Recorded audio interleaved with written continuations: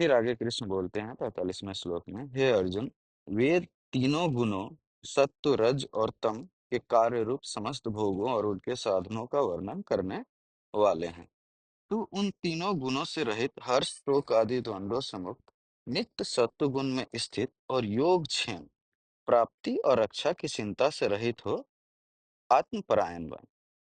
यहाँ पे कृष्ण बोल रहे हैं, वेद तीनों गुणों सत्व रज और तम जो तीन गुण हैं के कार्य रूप समस्त भोगों और उनके साधनों का वर्णन करने वाले हैं।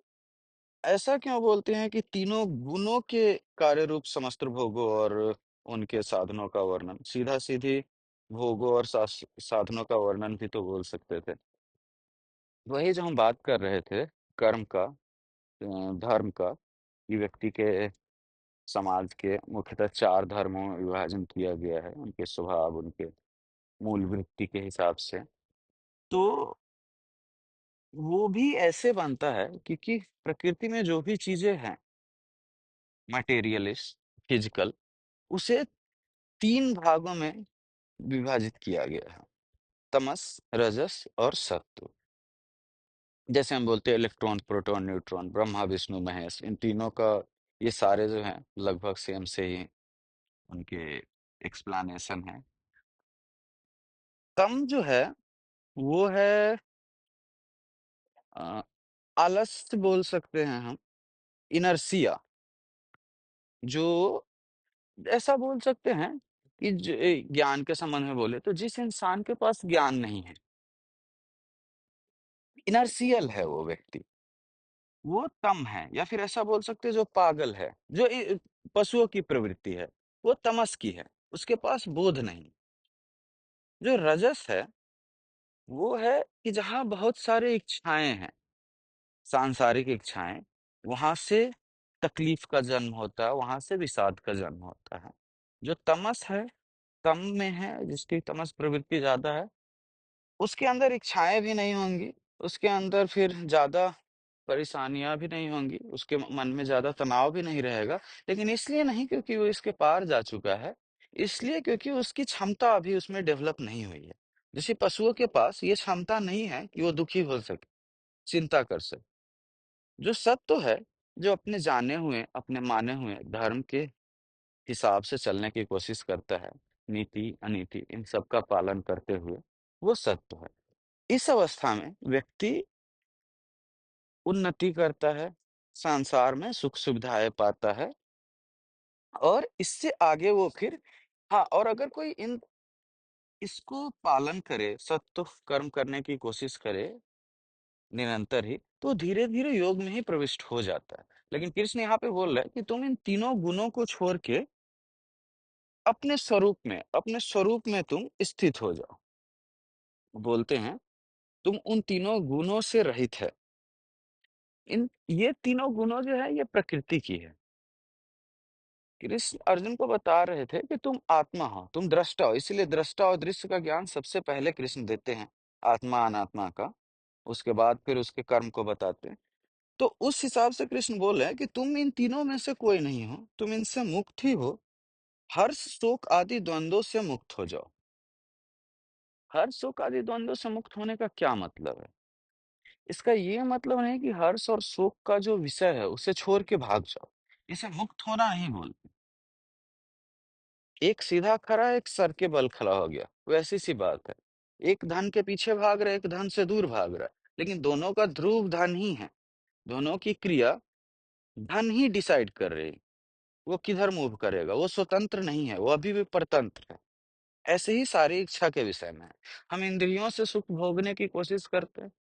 जब हम ये करने में असमर्थ रहते हैं या फिर करने से कुछ मिलता नहीं, हम इंद्रियों से ही बदला लेने लगते हैं। जिसे हम पहले सुख मानते थे, उसे दुःख समझ के उसका त्याग करते हैं। लेकिन अभी भी हमारा जो डायरेक्शन है, हमारा जो मन है, वो इंद्रियों के इर्द-गिर्द ही घूम रहा है। जिस पैसे के हम पीछे भागते थे, उस पैसे को देख के अब भागते। जिस स्त्री को पहले हम देखने को आतुर थे, अब स्त्रियों से दूर भागते कि नज़र ना पड़ जाए। ये मुक्ति नहीं है। ये वही है कि राग से हम द्वेष में चले गए, द्वेष से उठ के फिर राग में चले जाते हैं। माया का खेल द्वंद का है। विपरीत पे जाना बहुत आसान है। कृष्ण इसी को बोल रहे हैं कि तुम शोक और हर्ष दोनों द्वंद्वों से मुक्त। मुक्त का मतलब हम ठीक से समझ लें। इस अवस्था का मतलब है कि हर्ष और द्वंद दोनों हम स्वीकार करते हैं, और जब आप दोनों स्वीकार करेंगे तो वो मिट जाएगा। जहां तक अस्वीकृति है, जहां तक डिवीजन है, वहीं तक रिकॉग्निशन भी है, उसकी पहचान भी है। अगर बीच में कोई लाइन ना हो कि ये हर्ष है, ये शोक है, तो दोनों बस एक अनुभव है। और जब इन दोनों से मुक्त होते हैं हम, तब आनंद में आते हैं, क्योंकि तब वो बस जीवन है, हमारे लिए कर्तव्य है। ये बोलते हुए कृष्ण और इसमें बोले हैं, नित्य सत्व गुणों, वही सत्व जो गुण है 3 गुणों में से, स्थित और योगक्षेम। योगक्षेम का मतलब जो प्राप्त हुआ है और जिसकी रक्षा। 2 प्रकार की हमारी परेशानी होती है। एक हमारी इच्छा होती है कि भविष्य में हम क्या प्राप्त करेंगे, और एक होती है कि जो हमने भूतकाल में ये प्राप्त किया है, उसकी रक्षा कैसे की जाए। उसके लिए हमें डर होता है, और भविष्य में पाने के लिए। तो इन चिंताओं से रहित आत्मपरायण बन। हाँ, और एक बात है कि इन चिंताओं से रहित का ये मतलब नहीं है कि वो कर्म नहीं करेगा। इसीलिए कृष्ण युद्ध करने पे अर्जुन को बार-बार जोर दे रहे हैं, ताकि ये भ्रांति पैदा ना हो। जो सांसारिक रूप से सोचते हैं, इनकी बुद्धि इससे ऊपर नहीं जा सकती, वो वस्तुतः सोचते हैं कि अगर इच्छाएँ ना रहें, तो कर्म होगी कैसे? अगर समता रहे, तो कर्म करेगा ही कोई क्यों? लेकिन ऐसा नहीं होता। फल की इच्छा से कर्म में कोई सहायता नहीं मिलती। वस्तुतः फल की जब हम इच्छा कर रहे होते हैं, तो कर्म में बाधा होती है, क्योंकि फल की इच्छा भविष्य में होगी, या तो हम पास्ट में, भविष्य में भी जो हम सोच रहे होते हैं, जो हमारे पास्ट में अतीत में हुआ है, उसी का ही आरोपण होता है भविष्य में। हमारे अपने अनुभव को मॉडिफाइड करके, फेर बदल करके भविष्य में भी आरोपित कर रहे होते हैं। तो भविष्य और अतीत में कर्म नहीं हो सकता। कर्म हमेशा वर्तमान में हो सकती है, और तो वर्तमान में कोई इच्छा नहीं हो सकती। वर्तमान में बस कर्म हो सकता है।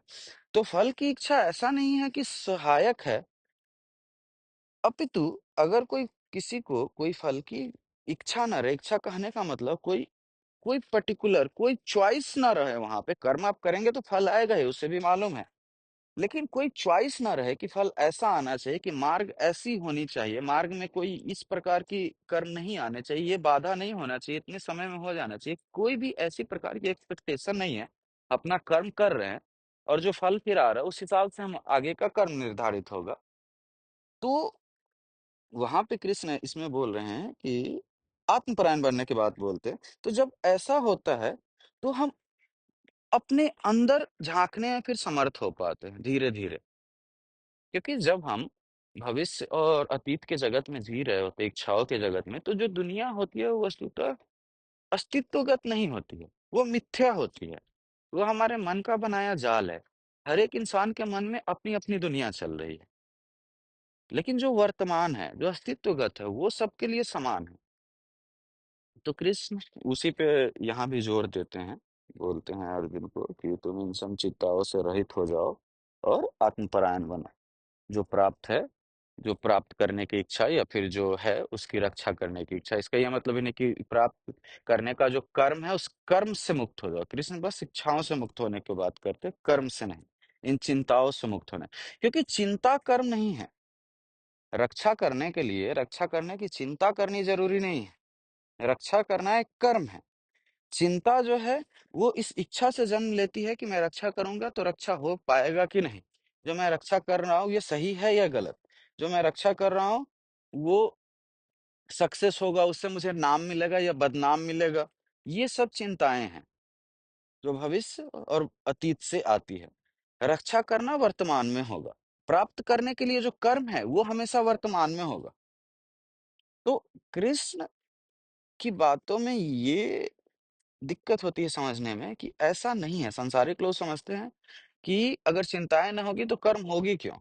ये उल्टी बात है। चिंता करने कर्म के लिए सहायक नहीं है। अगर कोई चिंता ना हो तो जो काम होगा, जो कर्म होगा, वो मोस्ट इफिशिएंट है। कृष्ण कर्म में से कामना को निकालने की बात कर रहे, कर्म को हटाने की नहीं। जब तक जीवन है कर्म है। कर्म का नाम है मूवमेंट, आपका विल, वो रहेगा ही जब तक आप जिंदा है। उसमें से कामना अगर निकाल दिया जाए तो जिंदगी हर्ष बन जाती है, नहीं तो दुख होता है जिंदगी में। तो इसी से मुक्त होने को कृष्ण बोलते हैं यहाँ पे। यावनार्थ उद्पाने सर्वतः सम्प्लुतोदके तावान् सर्वेषु वेदेषु ब्राह्मणस्य विजानत। सब ओर से परिपूर्ण जलाशय के प्राप्त हो जाने पे छोटे जलाशय में मनुष्य का जितना प्रयोजन रह जाता है, तत्व को जानने वाले ब्राह्मण का समस्त वेदों में उतना ही प्रयोजन रह जाता है। कृष्ण इससे पहले बातें करते हैं, अर्जुन को बोलते हैं कि तुम समता धारण करो, तुम तीनों गुणों से ऊपर उठ जाओ, तुम राग द्वेष तीनों में समान रहो।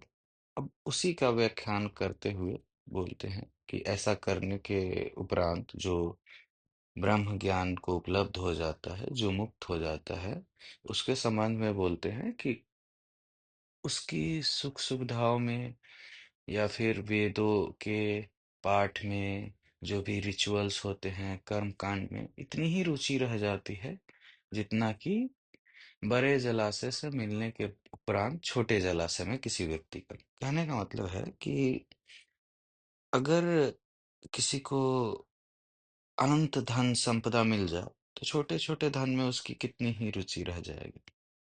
उसी को इस उदाहरण से कहने की कोशिश कर रहे हैं कृष्ण कि जो इंसान ब्रह्म ज्ञान को उपलब्ध हो गया या फिर जो मुक्ति को उपलब्ध हो गया, निर्वाण को, वो परम आनंद में अस्थाई हो जाता है, वो पूर्णतः मुक्त हो जाता है।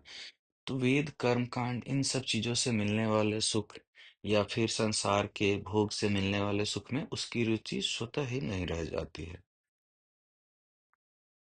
इसको हम थोड़ा और ध्यान से समझते हैं। जैसे हम कोई भी कर्म करते हैं, उसके सापेक्ष में हम फल की इच्छा करते हैं। दरअसल फल की इच्छा से हमारी फल की इच्छा की तृप्ति नहीं होती, क्योंकि ज्यों ही कर्म का फल मिलता है, वो फल नए कर्मों को जन्म देता है। और नए कर्म का फल, अगर वो फल ना मिले तो दुख होगा, फल मिले तो नए कर्म का जन्म होता है, क्योंकि हम परतंत्र हो जाते हैं। ऐसा माने आपने एक भवन की कल्पना की, इच्छा की कि हमारे पास एक भवन होना चाहिए। अगर वो भवन बन गया, बहुत सारे मुश्किलों के बाद भी आप बनाने में सक्षम होते हैं, तब तो आप परतंत्र हो जाएंगे, क्योंकि उस भवन के बनने से जो सुख मिला, इसके कारण ही आप काल देश वस्तु पे निर्भर हो रहे हैं। क्योंकि कोई भी क्रिया हमारे अकेले की नहीं होती, वो प्रकृति का और मनुष्य का सामंजस्य से होता है, तो आप उस पे निर्भर हो जाते हैं। और अगर वो ना मिले तो आप दुखी होते हैं। निर्भर होने के बाद भी वो नए कर्मों को जन्म देता है। उस सुख के कारण ही नए नए और भी वासनाएं फूटेंगे, उससे और इंसान बंधता जाता है। लेकिन इच्छाओं से मुक्ति के लिए ही वो हर कर्म करता है। भवन की कमी के कारण वो भवन को पूरा करने की कोशिश करता है। कोई भी इच्छा का मतलब होता है अभाव। उसको पूरा करने से नए अभाव आते हैं, या वही अभाव नया रूप लेता है। लेकिन फिर क्या उपाय है जिससे कि मुक्ति मिल सके? तो जो परम तत्व को जान लेता है वो मुक्त हो जाता है। जो समता को उपलब्ध हो जाता है वो मुक्त हो जाता है। तो जो इंसान फल की इच्छा से और कर्म को करते हुए, कर्मों में राग द्वेष होते हुए पाने की कोशिश करता है, वो तब मिलता है जब इंसान अपने इच्छाओं को छोड़ता है। तो इसी को कृष्ण समझा रहे हैं कि जो भी इंसान ऐसा है, परम तत्व का ज्ञानी है, उसको ऐसा है कि जैसे कि महासुख मिल गया हो, छोटे सुख में उसकी कोई रुचि नहीं रह जाती।